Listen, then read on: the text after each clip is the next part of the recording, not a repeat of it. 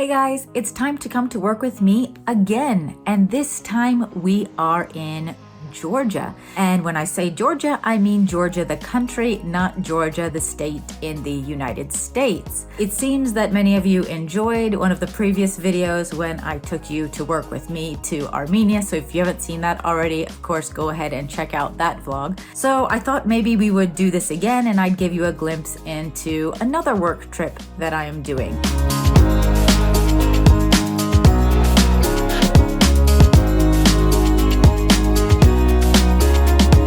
Now, as you know, part of my work, besides my normal professorial duties, is doing work with governments and international organizations. I give trainings, I do different types of capacity development. Sometimes I also give policy advice to governments and international organizations, as well as sometimes also running research projects or doing evaluations or things like that in different countries. And for this week, I am doing work with and for GIZ, which is part of German Development Cooperation. So it's the kind of technical cooperation arm of Germany. It is part of a program called Empowering Youth Leaders in the Field of Migration, and this is part of GIZ's global program, Shaping Development-Oriented Migration. GIZ and German Development Cooperation is definitely an organization that I and other colleagues of mine have worked with quite a bit. Germany is quite active in the area of migration, and especially migration when it comes to development cooperation in many different countries around the world. And one of them that they're working in is Georgia.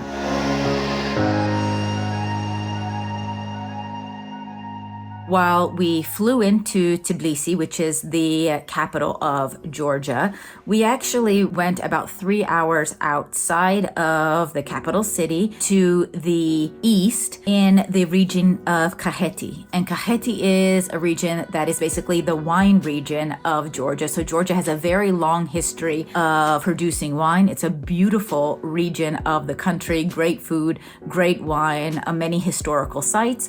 And we're really lucky to get to actually stay and do the training in a location at the Tsenandali estate. So I probably butchered that name. I'm very sorry. But it's actually an older historic estate in Georgia. It's actually very beautiful and has old gardens.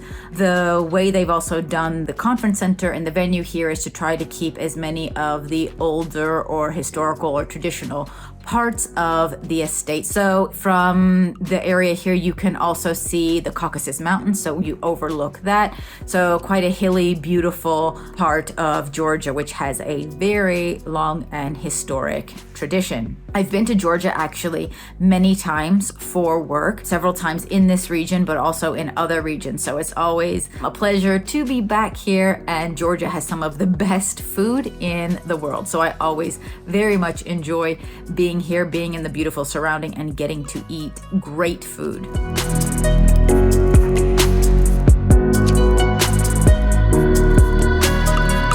What we're doing here is actually giving a training to youth leaders. And this is actually quite interesting. So it is focused more on youth in the country with the goal to really inform them about migration issues, make sure they know where to get good, unbiased, objective information about migration globally, but also for their own country. And then also bringing that together with media and media narratives. So basically, by the end of this very intensive 1-week program, the idea is that students will enhance their knowledge on migration-related topics. They will get practical experience to hopefully contribute to their future professional developments in migration studies. The idea is that they also gain a deeper understanding of social media's impact on migration narratives and public opinion, develop critical thinking skills to assess and challenge biases or misleading media representations, and acquire practical experiences in digital storytelling and enhancing their ability to communicate migration-related topics effectively. So the idea here is that these are young people who are interested in media or digital communication, or maybe they have their own YouTube channels, or maybe they're social media influencers. And the idea is to make sure that they understand what is good and correct and objective information about migration, and then they can help to share this in different ways that they see fit or take it on into their future careers.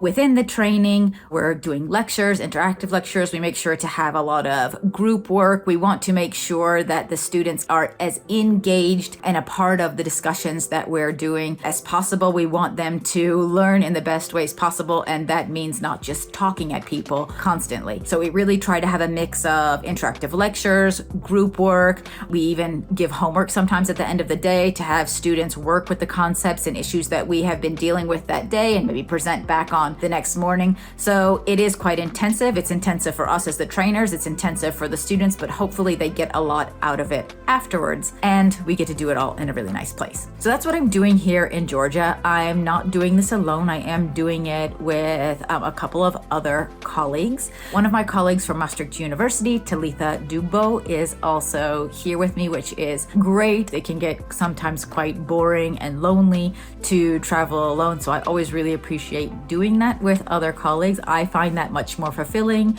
and rewarding. So besides myself and Talitha, we have a Georgian colleague who's actually doing the media side of the training here too. So I think we have this very nice mix of a team of 3 of us who are basically doing the trainings for 6 days. It also allows you to get to do fun things sometimes outside of the normal classroom activities. We have time off in the evenings, and we're lucky that the place that we're staying right now has quite a lot of amenities. Maybe some of you know that I really like to be very active and do a lot of sports, so I enjoy running around the beautiful parks and the areas here, maybe playing tennis or padel or exploring a bit around the region. So it's always, work hard, play hard, doing a lot of different activities and really trying to make the most of every trip that I have here.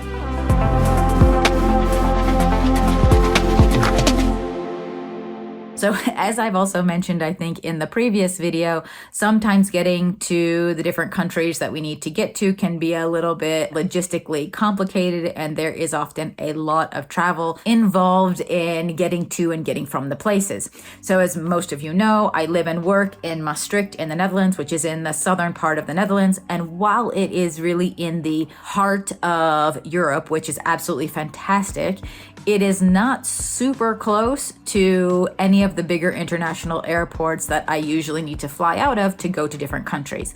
And a country like Georgia, being a smaller country, also means that there is not a lot of different availabilities or direct flights. So it's always a little bit complicated to get to countries. We were really lucky in this regard that there was one direct flight per week to and from Georgia on a Saturday from Dusseldorf Airport. So still having to make our way, to and from Dusseldorf from Maastricht can take some time. And then of course, once getting to Georgia, then you still need to get outside of the capital city, which is a longer car or bus ride, of course, through some quite beautiful areas, but to actually get out to the training location.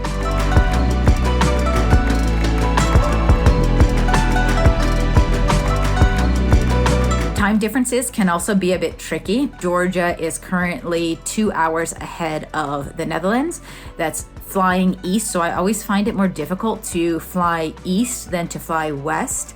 So that can also sometimes create some complications, because what it means is that I usually arrive in a country like Georgia with a bit of a jet lag and immediately have to start working the next morning. So it's often really hard to go to bed at a reasonable time, which means that you often get a very short night for at least the first 1 or 2 nights in the country. I often find it harder to deal with a 2 or 3 hour time change than I do a much larger time change, like a 6-hour time change or a 9-hour time change or even a 12-hour time change. Because in those cases, I feel like your body doesn't even know what time it is anymore and then just resets. Whereas when you have these smaller time changes, I feel like that actually really messes up your sleep and your kind of circadian and body rhythm more than the bigger time changes. So, some of these just little practical details that we deal with on a regular basis when traveling for work.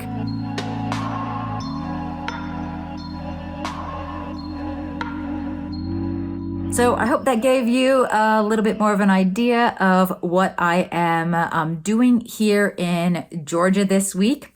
If you have been to Georgia before, if you like these videos, let me know, and we'll see if I can take you along on some different work trips in the future. If you like this video, of course, give it a thumbs up, subscribe to the channel, and hit that notification bell so you don't miss any of the videos I upload on a regular basis on this channel. And if there are some specific topics you would like to see more of, definitely please let me know, and we'll try to bring those to the top of the queue.